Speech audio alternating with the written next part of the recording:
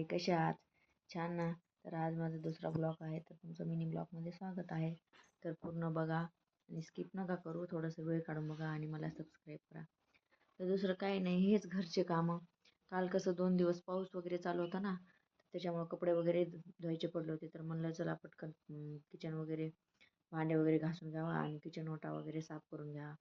तर कसे उन्हात कपडे वगैरे वाळून जातात आणि असे किती कोमट कोमट वास येतात ना, तो कोमट वास आल्यानं तर आपल्यालाच कसं तरी त्रास होतं. तर त्याच्यामुळं म्हणलं चला पटकन भांडे वगैरे घासून घ्यावा. मग कसं बाळ उठून जातं ना, मग काही करू देत नाही. त्याच्यामुळे मी भांडे वगैरे घासून घेतले. तर म्हणलं चला किचन ओटा वगैरे सगळं साफ गिफ करून घ्या. मी ना पहिले किचन ओटा साफ करते. स्वयंपाक वगैरे झाला ना, तर मग ते चांगलं नाही दिसत, खूप घाण वाटते. म्हणून त्याच्यामुळे पहिले किचन ओटा वगैरे भांडे वगैरे घासून घेते आणि मग किचन ओटा वगैरे साफ करून घेते. तर मी काय करते, रोजच गॅस वगैरे घासून घेते, कारण की खूप घाण वगैरे होऊन जाते ना, भाजी वगैरे बनवतो, मग तेल वगैरे त्याच्यामुळं मी घासून घेते. म्हणजे घासून घेतलं गॅस वगैरे घासलं ना, तर एकदम किचन ओटा मग फ्रेश फ्रेश दिसतं. त्याच्यामुळे मी घासून घेते. कसं ना, मग ते आपल्यालाच चांगलं नाही वाटत. त्याच्यामुळं ताई, तुमचं पण असं होतं का बरं?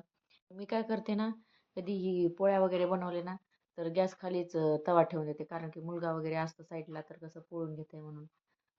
तर लक्षातच राहत नाही त्याच्यामुळं. आणि बघा सगळे भांडे घासले आणि ते राहिलं. तुमचंही असं होतं का बरं? कमेंटमध्ये मला नक्की सांगा. आणि प्लीज मला सबस्क्राईब करा आणि बघा माझा व्हिडिओ. दुसरा ब्लॉग आहे. अजून मी नवीन नवीन ब्लॉग टाकत जाईन. तर त्याला पण सपोर्ट करा, सबस्क्राईब करा. तुमची सपोर्टची खूप जास्त गरज आहे.